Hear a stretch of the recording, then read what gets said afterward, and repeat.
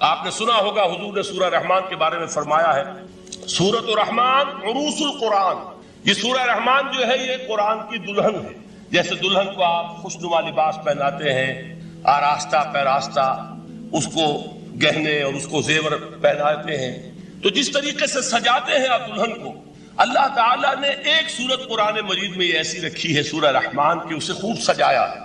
اس میں الفاظ کا در و بست، اس کا اپنا ایک ڈیوائن میوزک ہے۔ وہ تو اللہ تعالیٰ قراء جو ہے خاص طور پر مصر کے قراء، اللہ تعالیٰ ان پر رحمت نازل فرمائے، ان کی خطاؤں سے درگزر کرے۔ جس طرح قرآن کے انٹرنسک میوزک کو انہوں نے واضح کیا ہے، واقعہ یہ ہے کہ اگر یہ لوگ نہ ہوتے، شیخ عبد الباسط محمد عبد الصمد، شیخ محمود خلیل الحسنی، یہ لوگ کہ جنہوں نے قرآن کے اس غنا میوزک، یہ لفظ جو ہے آپ حیران نہ ہو کہ میں یہ کوئی شاید توہین کر رہا ہوں قرآن کی، حضور نے یہ لفظ استعمال کیا ہے، تغنو، اس قرآن کو اچھی سے اچھی خوشلحانی کے ساتھ پڑھو۔ من لم یتغن بالقرآن فلیس منا، جو قرآن کو بہتر سے بہتر انداز میں، اچھی سے اچھی آواز میں، خوشلحانی کے ساتھ پڑھنے کی کوشش نہیں کرتا، وہ ہم میں سے نہیں۔ بلکہ ایک مرتبہ حضور رات کے وقت آپ گشت پر تھے اپنے ساتھیوں کے حالات معلوم کرنے کے لیے۔ حضرت ابو موسیٰ اشعری رضی اللہ تعالیٰ عنہ ایک صحابی ہیں، ان کے گھر کے پاس سے گزر ہوا، وہ رات کو تہجد پڑھ رہے تھے، کھڑے ہوئے کیف کے عالم میں قرآن تلاوت کر رہے ہیں۔ حضور کو بہت پسند آئی ان کی قرات، کافی دیر تک وہاں کھڑے سنتے رہے۔ اب انہیں کیا پتا کون سن رہا ہے، بالکل اسی طرح سمجھ لیجئے ایک بات یاد آئی ہے، حضور فرماتے ہیں کہ جس طرح کان لگا کر اللہ قرآن کو سنتا ہے، کسی چیز کو نہیں سنتا۔ ہمیں نظر نہیں آتا نا، ہمیں معلوم نہیں، ہم قرآن پڑھ رہے ہیں تو سننے والا کون ہے؟ سب سے زیادہ کان لگا کر خود اللہ۔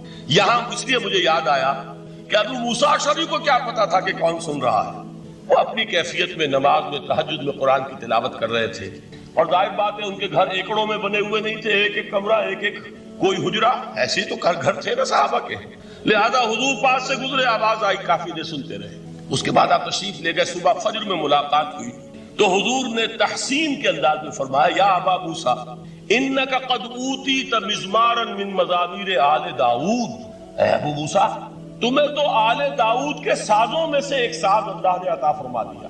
جس طرح حضرت داؤد، لہن داؤدی مشہور ہے کہ جب وہ پچھلے پہر رات کو حمد کے ترانے الاپتے تھے، قرآن میں ہے کہ پرندے شامل ہو جاتے تھے ساتھ، اور پہاڑ وجد میں آتے تھے، پہاڑ بھی ان کے ساتھ شریک ہوتے تھے۔ تو جس طرح کا اللہ نے ان کو لہن عطا فرمایا تھا، حضور نے تحسین کے انداز میں فرمایا ہے ابو موسیٰ اشعری، اللہ نے تمہیں بھی آل داؤد کے سازوں میں سے ایک ساز عطا فرمایا۔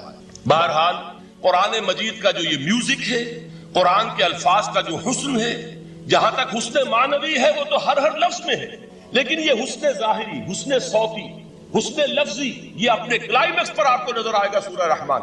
لیکن قرآن میں یہ سورت اس اعتبار سے بھی ممتاز ہے، اس کی 4 آیات پر ذرا توجہ کریں گے، عجیب حقائق سامنے آئیں گے۔ جہاں یہ قرآن مجید کے حسن صوت اور حسن لفظی کی معراج ہے، وہیں اس کی پہلی 4 آیات میں 4 چوٹی کی چیزوں کا ذکر ہے، سب سے اونچی چیز ہے۔ پہلی آیت کیا ہے؟ الرحمن، ایک آیت ہو گئی۔ رحمان کیا ہے؟ اللہ کا نام ہے۔ کبھی آپ نے غور کیا اللہ کے ناموں میں سب سے پیارا نام کون سا ہوگا؟ رحمان۔ کیوں؟ اس کا مادہ کیا ہے؟ رحمت۔ ہمیں سب سے بڑھ کر جس چیز کی ضرورت ہے وہ کیا ہے؟ رحمت خداوندی۔ نام اچھی طرح سن لیجئے اس حضور کے قول کو۔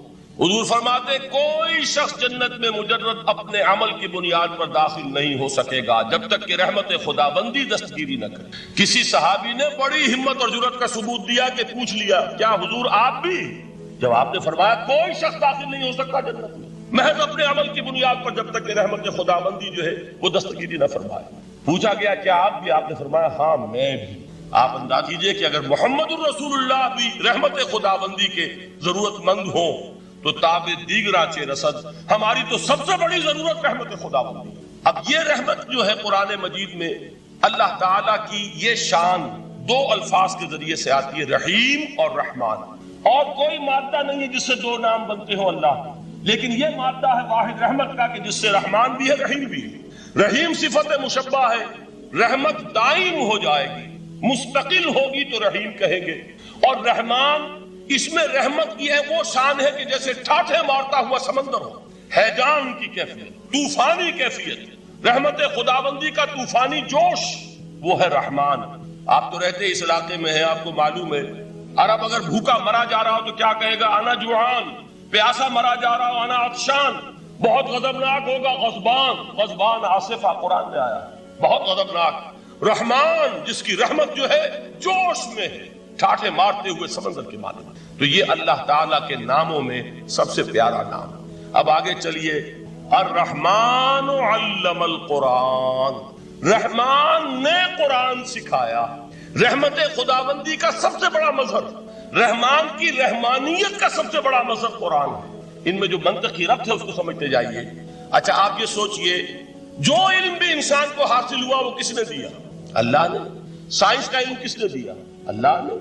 अल्लमा आदम अस्मा कुल्लहा, वो इल्मुल अस्मा जो हजरत आदम को दे दिया गया था अज़ल में, ये उसी का ज़हूर है, ये उसी की एक्सफोलिएशन है जो हो रही है और होती रहेगी अभी।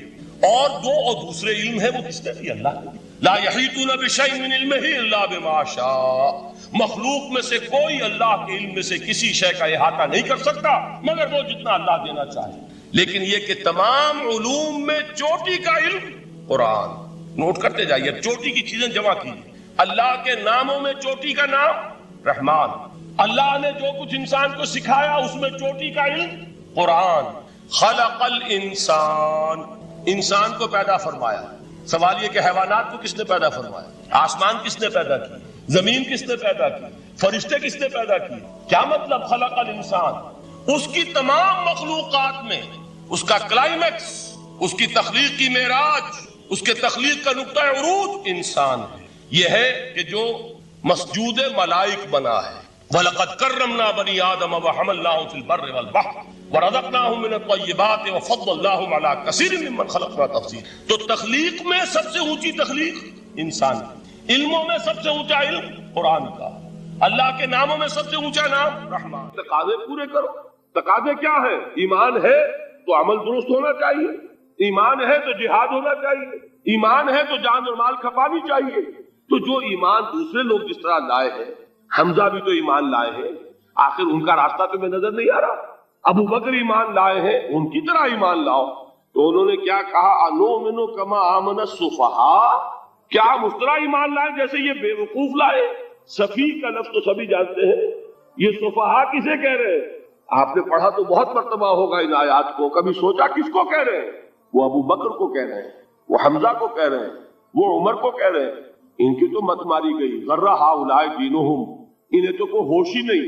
2 मर्तबा हजरत अबू बकर ने वो काम किया है कि हर वर्ल्डली वाइज इंसान ये कहेगा कि हिमाकत की है जिसके सामने दुनिया है। जब हिजरत के लिए हुजूर तशरीफ ले जा रहे थे, 40,000 दिरहम का सरमाया था, जबकि हजरत अबू बकर ईमान लाए। मक्के के चोटी के ताजरों में से थे, जो मलकुत तुजारा कहलाते। लेकिन अब वो रुपया कहाँ खर्च हुआ? बिलाल को खरीदा, रुपया देके खरीदा या वैसे ही खरीद लिया? आजाद कर दिया। अबू फकी को खरीदा, आजाद कर दिया। 6 है गुलाम और कनीजे मोहम्मद रसूलुल्लाह पर ईमान लाने वाले, जिनको अबू बकर ने अपने पैसे से खरीदा और आजाद किया। ये रुपया तो पिघल रहा है ना। जो थोड़ी बहुत पूंजी रह गई है, तो जब हजरत हुजूर हिजरत के लिए तशरीफ ले जा रहे, वो सारी पूंजी अपने साथ ले गए, घर वालों को छोड़कर गए। बूढ़ा बाप, अंधा अबू कहाफा, बाद में वो भी ईमान ले आए। और ये अबू बकर है कि जिनकी 3 नस्लें एक वक्त में मौजूद थी मुसलमानों की। अबू कहाफा मोमिन, अबू बकर मोमिन, और अबू बकर की औलाद मोमिन, आयशा, अस्मा और अबू बकर और अब्दुल रहमान इब्न अबी बकर। ये कौन है? तो 3 नस्लें जिसकी बैक वक्त रही हैं ईमान में, वो शाज लोग हैं, उनमें अबू बकर। लेकिन ये कि उस वक्त तक अबू कहाफा ईमान नहीं लाए थे, वालिद नाबीना थे। तो वालिद है, बेटियां हैं, हजरत आयशा, हजरत अस्मा, हजरत रज़ी अल्लाह तआला अन्हुमा, बीवी है, कुछ नहीं छोड़ के गए, एक पैसा। जब बाप को मालूम हुआ बेटा चला गया मोहम्मद के साथ सल्लल्लाहु अलैहि वसल्लम, सख्त गुस्से में है, बेताब में है। अब हमारा कौन वाली वारिस होगा? कौन है हमारी खबरगिरी करने वाला? बेटियों से, पोतियों से अपने पूछते, कुछ छोड़ के भी गया कि नहीं? उनका हाँ अब्बा जान। क्या किया उन्होंने? कभी पढ़े हैं वाकयात? कुछ कंकड़ रोड़े लिए, एक कपड़े में पोटली बनाई और अंधे दादा का हाथ ऊपर फिरवाया। देखिए दादा जान, ये छोड़ गए हैं, ये माल है, ये सोने और चांदी के सिक्के हैं, अब्बा जान हमें ऐसे नहीं छोड़ कर गए। वाकया क्या है कि एक पैसा नहीं छोड़ा अबू बकर ने घर वालों के लिए, सब कुछ ले गए कि क्या पता मोहम्मद के साथ जा रहा हूं, किस वक्त क्या जरूरत पेश आ जाए सल्लल्लाहु अलैहि वसल्लम। तो ये कोई अक्लमंदी की बात है? اپنے غریبانوں میں جھانکی آپ یہ عقلمندی کریں گے؟ کہیں چاہے نہ، یہ بات دوسری ہے، لیکن یہ کہ اس کو کون ہم میں سے عقلمندی کہے گا؟ اسی طریقے سے جب غزوہ تبوک کا وقت آیا، وہ واقعہ تو بہت مشہور ہے۔ حضرت عمر فرماتے ہیں کہ اس زمانے میں میرے پاس اتفاقاً پیسہ بہت تھا، میں نے یہ سوچا دل میں کہ اس مرحلے پر تو میں ابو بکر سے بازی لے جاؤں گا۔ مسابقت ان میں بھی تھی، لیکن نیکی کی مسابقت، خیر کی مسابقت، انفاق فی سبیل اللہ کی مسابقت۔ تو میں نے سوچا کہ میں بازی لے جاؤں گا۔ میں نے کیا کیا، کل دولت جو تھی اس کے 2 حصے کیے، ایک حصہ گھر رکھا اور ایک لا کے حضور کی خدمت میں پیش کر دیا۔ حضور نے پوچھا کہ عمر گھر والوں کے لیے کچھ چھوڑا؟ کہ جی ہاں، نصف کیا میں نے، نصف اللہ کی راہ میں حاضر ہے، نصف چھوڑا ہے، ٹھیک ہے۔ اب وہ آئے ابو بکر، پوچھا حضور نے ابو بکر گھر والوں کے لیے کچھ چھوڑا؟ کہ نہیں، صدیق کے لیے ہے خدا کا رسول، بس گھر میں اللہ اور اس کے رسول کے نام کے سوا کچھ نہیں تھے۔ یہی ہے نا، پروانے کو چراغ ہے، بلبل کو پھول، بس، اور صدیق کے لیے ہے خدا کا رسول، بس، مجھے گھر والوں کے لیے کچھ نہیں چاہیے۔ یہ کام جو ہے، تو یہ جن کا ہم اس وقت ذکر پڑھ رہے ہیں منافقین، ان کے نزدیک حماقت تھی یا عقل مندی تھی؟ یہ سمجھداری تھی یا بے وقوفی تھی؟ وہ ہے جو بات کہہ رہے ہیں کہ جب ان سے کہا جاتا ہے ایمان لاؤ بھلے لوگوں کی طرح جیسے دوسرے لوگ ایمان لائے ہیں، تو کیا کہتے ہیں؟ انؤمن کما آمن السفہاء الا انہم ہم السفہاء ولکن لا یعلمون۔ آگاہ ہو جاؤ، اصل احمق یہ ہے، اصل بے وقوف یہ ہے، انہیں نہیں پتا کہ حقیقت کیا ہے، نفع کیا ہے، نقصان کیا ہے۔ وہ جو بات میں نے سورۃ العصر میں بیان کی تھی، والعصر ان الانسان لفی خسر الا الذین آمنوا وعملوا الصالحات وتواصوا بالحق وتواصوا بالصبر۔ جس کے ذہن اور قلب پر یہ صورت کندہ ہو جائے گی، اس کے نزدیک عقل مندی یہ ہے کہ سب کچھ اللہ کی راہ میں لگا دو۔ جس کے دل میں یہ بات بیٹھی نہیں، اس کے لیے عقل مندی یہ ہے کہ بچا بچا کر رکھو، چھپا چھپا کر رکھو، سنبھال سنبھال کر رکھو۔ عقل مندی کا اس میں تقاضا کچھ اور، اس میں تقاضا کچھ اور۔ لیکن یہاں بھی فرمایا وَلَٰكِن لَا يَعْلَمُونَ، انہیں ابھی علم نہیں ہے اس کا۔ اس سے پہلی آیت میں بھی فرمایا وَلَٰكِن لَا يَشْعُرُونَ، انہیں شعور نہیں ہے۔ دیکھیے میں آپ کو بتا رہا تھا، یہ وہ غیر شعوری نفاق ہے، یہ بڑھتا چلا جا رہا ہے۔ پہلے جھوٹا بہانہ تھا، پھر جھوٹی قسمیں ہوئی، پھر دشمنی ہو گئی صادق الایمان، جو جان اور مال لگا رہے ہیں، نچھاور کر رہے ہیں پروانہ وار، اللہ پر، اللہ کے دین کے اوپر نثار کر رہے ہیں اپنے آپ کو، ان سے عداوت، ان سے دشمنی، ان کا بغض، یہ 3rd سٹیج تک پہنچ گئے۔ اب بھی وہ اپنے آپ کو منافق نہیں سمجھتے، وہ سمجھتے عقل مند تو ہمیں، یہ تو بے وقوف ہے ہم ہیں۔ اصل میں بھائی سمجھ کے چلنا چاہیے، تیل دیکھنی چاہیے، تیل کی دھار دیکھنی چاہیے، دائیں بائیں دیکھنا چاہیے، حفاظت کا بھی خیال ہونا چاہیے۔ یہ ساری چیزیں تو عقل مندی ہے نا دنیا کے اعتبار سے، تو وہ تو انہیں بے وقوف سمجھ رہے ہیں، اپنے آپ کو منافق کہاں سمجھیں گے؟ چاہیے، ٹھیک ہے بھائی، دین بھی چاہیے، لیکن دنیا کی فکر بھی چاہیے کہ نہیں؟ یہ آپ کہتے ہیں کہ نہیں کہتے؟ یہ تو بات آپ نے بہت دفعہ سنی، بھائی ٹھیک ہے دین بھی ہونا چاہیے، لیکن دنیا بھی تو ہونی چاہیے کہ نہیں؟ یہ ہے سمجھ دنیا کی، یہ ہمارے معیارات ہیں۔ یہی وجہ ہے کہ دین ذلیل سے ذلیل تر ہو رہا ہے۔ دین وہ جو میں نے حال ہی کے اشعار سنائے تھے کہ پستی کا کوئی حد سے گزر نہ دیکھے، اسلام کا گر کر نہ ابھر نہ دیکھے، مانے نہ کبھی کہ مد ہے ہر جزر کے بعد دریا کا ہمارے جو اتر نہ دے۔ یہ دریا چڑھا کب تھا؟ جب صحابہ کرام نے وہ فینیٹسزم جس کو آج ہم کہیں گے، اس کا جب مظاہرہ کیا، اس کا ثبوت دیا، دامے دل میں سخنے، جان مال تن دھن سب لگا دیا، تو اللہ کے دین میں بہار آ گئی، رونق آ گئی، دین کا غلبہ ہو گیا۔ اور جب ہم اپنے سمجھ کر رکھیں گے تو ظاہر بات ہے کہ اس کا تو پھر جو حشر ہوگا وہ وہی۔ دین میں کمزوری، ہماری دنیا جو ہے پھل رہی ہے، پھول رہی ہے، دین جو ہے وہ کمزور ہوتا چلا جائے۔ یہ ہے 3rd سٹیج اس نفاق کی، کہ جس کے بعد اب کوئی امکان واپسی کا نہیں ہے۔ یہ غیر شعوری نفاق، جان لیجئے کہ یہ نہیں ہے کہ ماضی ہی ماضی میں تھا، اب اس کا کوئی امکان نہیں، یہ نہ سمجھیے۔ اب بھی یہ نفاق جو ہے، یہ میں بتا دوں آپ کو، ایک عام آدمی ہے، دین کا تقاضا ہی سامنے نہیں ہے، اسے پتہ ہی اتنا ہے کہ اللہ کے دین کا تقاضا نماز روزہ، وہ نماز روزہ کر رہا ہے، اس پر نفاق کا حملہ نہیں ہوگا۔ اس کو آپ کہہ دیں کہ اس کی سمجھ کم ہے، اس کا شعور کم ہے، اسے پتہ نہیں ہے، دین کے تقاضوں سے واقف نہیں ہے، وہ بچا ہوا ہے، وہ محفوظ ہے۔ وہ جو میں نے آپ سے کہا تھا پرسوں، اور ایک صاحب نے جواب دیا مجھے بعد میں کہ آج آپ نے جو بات کہی ہے تو کل لوگ کم آئیں گے، آپ نے ڈرا دیا کہ یہ جو تقاضے دین کے سامنے آ رہے ہیں تو اس سے ذمہ داری بڑھ رہی ہے۔ اب جس نے سمجھ لیا ہے پھر پیچھے رہے، وہ نفاق کے خطرے میں ہے۔ جسے سمجھ ہی نہیں ہے پھر بھی کوئی نہ کوئی عذر پیش کر سکے گا کہ اللہ ان مولویوں سے پوچھ جنہوں نے ہمیں بتایا نہیں، انہوں نے تو دین کے تقاضے ہمیں یہ بتائے نہیں، انہوں نے تو ہمیں نور اور بشر میں چکر دے کے لڑائے رکھا، ان سے پوچھ۔ اصل سے مجرم جو ہے وہ یہ ہے، وہ واقعہ یہ ہے کہ کسی درجے میں بچیں گے کہ دین چاہتا کیا ہے، دین کے تقاضے کیا ہے، توحید کی حقیقت کیا ہے، شرک کی حقیقت کیا ہے، اس کی طرف اگر توجہ ہی نہیں دلائی جا رہی اور اس غریب کو پتہ ہی نہیں، اسے پتہ ہی صرف یہ ہے کہ کھڑے ہو کر سلام پڑھنے میں اتنا فائدہ ہوتا ہے، وہ پڑھ رہا ہے بیچارہ، لہذا اس کا معاملہ آسان ہے بنسبت اس شخص کے کہ جس کے سمجھ میں آ گیا ہو، بات اس نے پالی ہو، دین یہ چاہتا ہے، دین اپنا غلبہ چاہتا ہے۔ علامہ اقبال نے غالب پر ایک جو نظم لکھی ہے باغ درا میں ہے، اس کا ایک شعر بڑا پیارا ہے، گیسوئے اردو ابھی منت پذیر شانہ ہے، شمع یہ سودائی یہ دل سوزی یہ پروانہ ہے۔ یہ دین جو ہے یہ تو چاہتا ہے کہ اہل ایمان پروانہ وار اس شمع پر نثار ہو، جانے لگا دے، گردنیں کٹوا دے۔ وَلَا تَقُولُوا لِمَنْ يُقْتَلُ فِي سَبِيلِ اللَّهِ أَمْوَاتٌ بَلْ أَحْيَاءٌ وَلَكِنْ لَا تَشْعُرُونَ۔ اور اگر اس سے پیچھے ہٹیں گے، قدم پیچھے ہٹا نہیں کہ نفاق کی زد میں آئے نہیں، وہ نفاق کی پہلی stage, second stage, third stage, وہاں پہنچ گئے، واپسی نہیں۔ اس کے لیے ایک اور دو آیات میں چاہتا ہوں کہ اس سے اس حقیقت کو اور سمجھ لیں اچھی طرح تاکہ کوئی اشکال نہ رہ جائے۔